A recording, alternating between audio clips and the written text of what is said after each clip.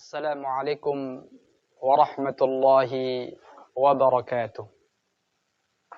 الحمد لله الذي هدانا للإسلام ومن علينا به وأخرجنا في خير أمة، فنسأله التوفيق لما يحب ويرضى والحفظ مما يكره ويسخط. أشهد أن لا إله إلا الله وحده لا شريك له، وأشهد أن محمدا عبده ورسوله صلواته وسلامه عليه وعلى آله وأصحابه ومن تبعهم بإحسان إلى يوم الدين. أما بعد. إخوة الإيمان rahimani wa rahimakumullah. Segala puji hanya milik Allah Tabaraka wa Ta'ala yang telah memberikan berbagai macam nikmat-Nya, sehingga pada kesempatan kali ini Allah izinkan kita semua untuk melanjutkan pembahasan atau kajian kita, dan semoga Allah Subhanahu wa Ta'ala memberikan kita ilmu yang bermanfaat untuk menjadi bekal kita di dunia sampai bertemu dengan Allah Subhanahu wa Ta'ala. Salawat dan salam kita mohonkan kepada Allah untuk Nabi kita tercinta Nabi Muhammad sallallahu alaihi wasallam, dan kepada istri-istri beliau yang beliau cintai, keluarganya dan para sahabatnya, sehingga salawat tersebut tersambung kepada kita sebagai umatnya, dan kita dikumpulkan oleh Allah Jalla fi'ula di tempat yang terindah di syurga Firdaus. Amin wa rabbal alamin. Umatul Islam, pemirsa yang dimuliakan oleh Allah Subhanahu wa Ta'ala, pada pembahasan yang lalu kita sudah membahas sebuah kitab yang ditulis oleh seorang ulama,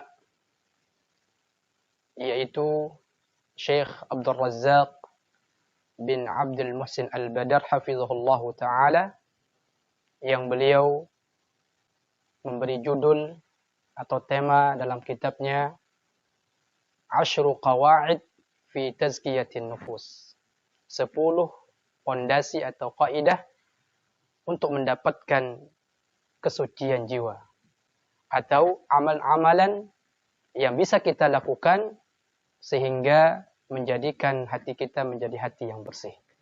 Alhamdulillah, dengan izin Allah, di pembahasan yang lalu kita sudah menyampaikan satu poin, yaitu poin pertama adalah tauhid sebagai sarana utama, amalan utama untuk membersihkan jiwa kita, untuk membersihkan hati kita.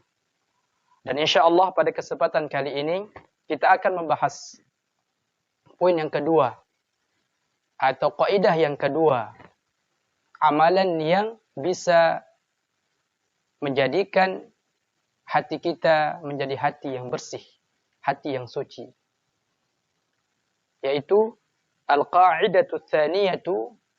Poin yang kedua adalah ad-du'a'u miftahu zakatin nufus.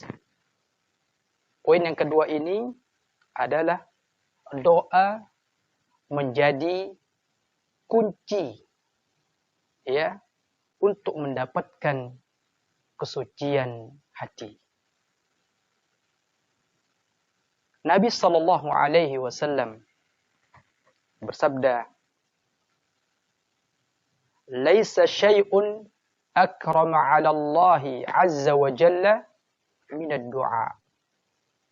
Beliau bersabda, tidak ada sesuatu yang paling mulia di sisi Allah Subhanahu wa Ta'ala kecuali berdoa kepada Allah Subhanahu wa Ta'ala. Maka doa merupakan ibadah yang sangat utama, Mengapa umat Islam? Karena ketika seseorang meminta kepada Allah, berdoa kepada Allah Subhanahu wa taala, maka itu menunjukkan bahwa dirinya itu adalah orang yang lemah, hamba yang fakir, yang selalu membutuhkan Allah Subhanahu wa taala. Ketika seorang hamba meminta kepada Allah Subhanahu wa taala, menunjukkan bahwa dirinya itu adalah orang yang hina, orang yang selalu membutuhkan Allah Subhanahu wa taala.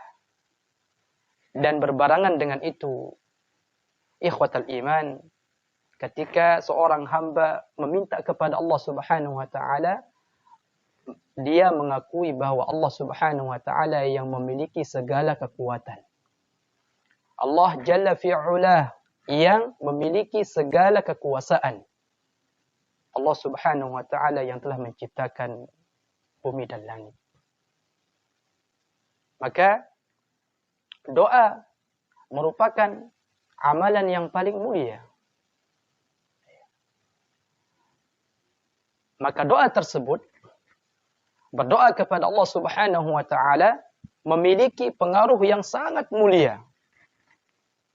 Memiliki peran yang sangat kuat untuk mendapatkan sarana-sarana kebaikan, untuk membuka pintu-pintu kebaikan. Sebagaimana yang dikatakan oleh Syekhul Islam Ibn Taimiyah rahimahullah di dalam kitab beliau Majmu'ul Fatawa, ketika memberikan wejangan nasihat kepada Abi Qasim Al-Maghribi. Beliau berkata, "Ad-du'a'u miftahu kulli khairin." Doa merupakan kunci untuk mendapatkan semua kebaikan, untuk mendapatkan semua keberkahan. Maka setiap kebaikan yang kita inginkan, yang kita harapkan untuk diri kita, dari kebaikan-kebaikan dunia dan akhirat, fatlubhu minallah. Maka minta kepada Allah Subhanahu wa taala. Walja ilaihi, dan selalu bersandar kepada Allah Subhanahu wa taala fi nailihi wa tahsilihi, untuk mendapatkan kebaikan tersebut, untuk bisa kita lakukan kebaikan tersebut dengan mudah. Itu makna daripada kalimat la haula wala quwwata illa billah. Tidak ada satu atau tidak ada daya di dalam melakukan satu ketaatan kepada Allah Subhanahu wa taala kecuali dengan sebab pertolongan Allah Subhanahu wa taala. Allah yang memberikan kita taufik, jemaah sekalian. Wala quwwata illa billah, dan tidak ada kekuatan untuk menghindarkan diri dari satu kemaksiatan, dari satu dosa sekecil apapun itu, kecuali karena sebab perlindungan dari Allah Subhanahu wa taala. Umatul Islam rahimani wa rahimakumullah. Dan Allah Subhanahu wa taala berjanji, dan kita ketahui bahwa Allah Subhanahu wa taala tidak pernah menyalahi janjinya. Innallaha la yukhliful mi'ad. Sesungguhnya Allah Subhanahu wa taala zat yang tidak pernah menyalahi janjinya kalau kita jujur dalam berdoa kepada Allah Subhanahu wa taala. Dan Allah Subhanahu wa taala berfirman, wa qala rabbukum ud'uni astajib lakum. Dan Allah Subhanahu wa taala berfirman, Rabb kalian, ini janji Allah ini. Allah Subhanahu wa taala mengkhabarkan kepada kita bahwa zat yaitu Allah Subhanahu wa taala tidak akan pernah menyalahi janjinya. Ud'uni astajib lakum. Wahai hambaku, minta kepadaku, berdoa kepadaku, pasti aku akan kabulkan doa kalian. Itu janji Allah Subhanahu wa taala. Dan sebagaimana perkataan Amirul Mukminin Umar bin Khattab radhiyallahu anhu. Apa kata beliau tentang masalah doa yang sangat indah? Apa kata beliau? Inni la ahmilu hammal ijabah. Kata beliau, ketika aku berdoa kepada Allah Subhanahu wa taala, aku tidak begitu peduli dengan dikabulnya doa. Apa doaku, kata Allah Subhanahu wa taala? Apa kata beliau? Jadi beliau mengatakan, aku tidak begitu peduli apakah doaku akan dijawab oleh Allah Subhanahu wa taala atau tidak. Dia tidak begitu fokus dengan pengabulan doanya. Walakin hammad du'a. Namun aku terus fokus berdoa kepada Allah Subhanahu wa taala. Karena sebagaimana hadis Nabi sallallahu alaihi wasallam, ad-du'a'u huwal ibadah. Doa itu sendiri sudah merupakan ibadah. Mau dikabulkan oleh Allah Subhanahu wa taala atau masih ditunda oleh Allah Subhanahu wa taala, tetap kita akan mendapatkan pahala karena doa itu. Dan kata beliau, fa idza ulhimtud du'a fa innal ijabata ma'ah. Ya, ketika aku terus berdoa kepada Allah, ya, meminta kepada Allah Subhanahu wa taala, maka ya pasti akan dikabulkan oleh Allah Subhanahu wa taala. Umatul Islam rahimani wa rahimakumullah. Seorang ulama yang bernama Mutarrif bin Sikhir pernah berkata, tadakkartu ma jima'ul khair. Aku pernah merenungkan, aku pernah memperhatikan apa sih poin daripada semua kebaikan. Karena kebaikan yang Allah syariatkan, ibadah yang Allah syariatkan kepada kita semua itu begitu banyak jemaah. Di antaranya apa? Ya, fa'idal khairu katsir. Karena kebaikan itu begitu banyak. Seperti salat, itu ibadah, kebaikan. Puasa, haji, umrah, berbakti kepada kedua orang tua, itu semua ibadah. Namun beliau ingin merenungkan apa sih poin daripada semua kebaikan tersebut. Maka kita ketahui bahwa semua kebaikan itu ya berada di tangan Allah. Semua ibadah itu berada di tangan Allah Subhanahu wa taala. Maka tidak ada yang bisa kita lakukan. Ya, ketika kita ketahui bahwa semua ibadah itu berada di tangan Allah Subhanahu wa taala, dan untuk meraih, untuk bisa kita melakukan ibadah tersebut, ya, harus dengan meminta terlebih dahulu kepada Allah Subhanahu wa taala. Maka kata beliau, fa inna jima'ul khair ad-du'a. Maka aku berkesimpulan bahwa kunci dari semua kebaikan, kunci dari semua ibadah yang Allah syariatkan kepada kita semua adalah doa. Jemaah sekalian yang kami cintai karena Allah Subhanahu wa taala, maka pada pembahasan kita bab tazkiyatun nufus, Nabi sallallahu alaihi wasallam berdoa kepada Allah Subhanahu wa taala. Apa kata beliau dalam doanya? Allahumma ati nafsi taqwaha. Ya Allah, berikan ke dalam jiwaku rasa takut atau ketakwaan. Wa zakkiha, dan sucikan hatiku ya Allah. Anta khairu man zakkaha. Engkau adalah zat terbaik dalam mensucikan hati-hati hamba-Mu. Anta waliyuha wa maulaha. Engkau adalah penolong hatiku dan diriku. Jemaah sekalian rahimani wa rahimakumullah.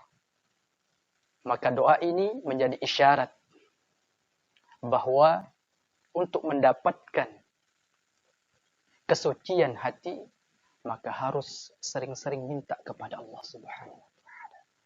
Karena Allah Subhanahu wa taala ya zat yang akan mensucikan hati hambanya kalau kita sering meminta kepada Allah Subhanahu wa taala.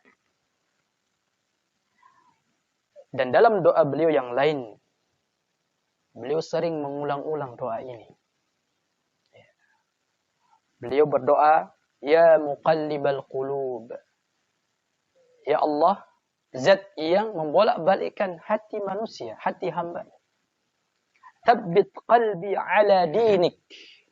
Tetapkan, teguhkan hatiku di atas agama. Berikan keistiqomahan dalam hatiku. Berikan kesucian dalam hatiku, ya Allah. Maka ketika seseorang,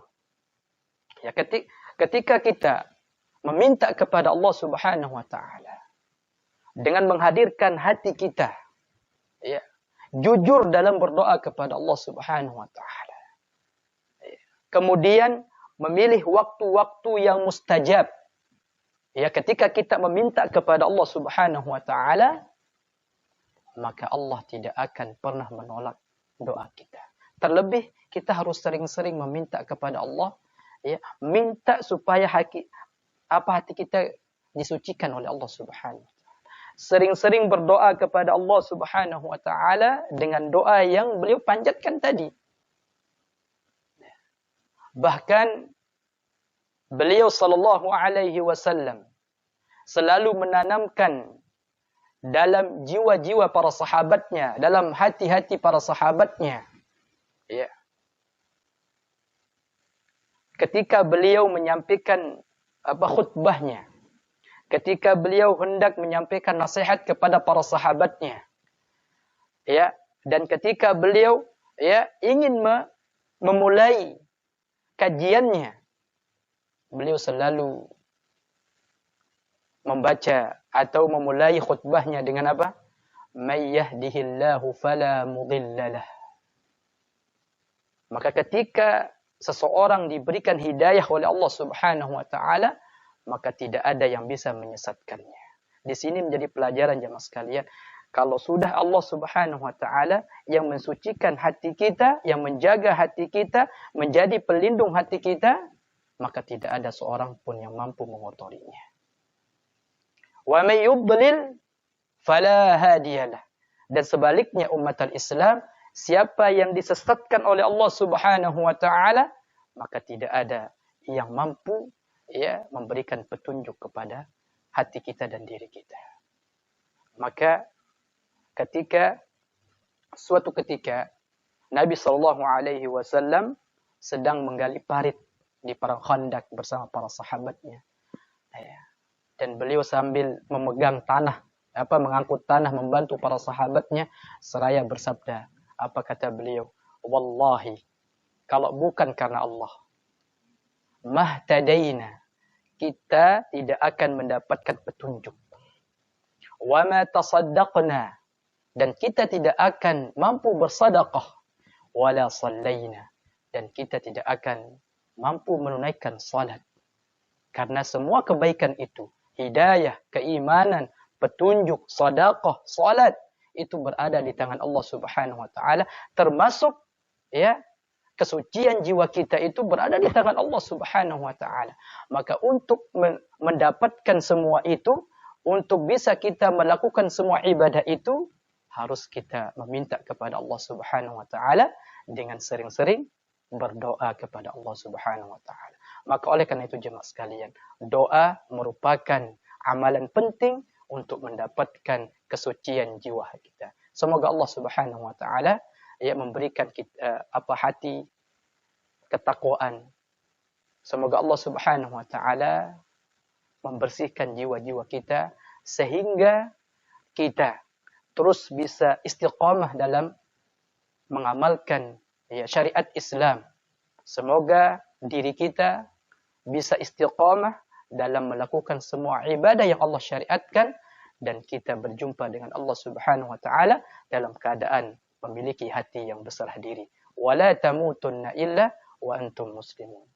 Subhanaka Allahumma wa bihamdika asyhadu an la ilaha illa anta astaghfiruka wa atubu ilaik. Assalamualaikum warahmatullahi wabarakatuh.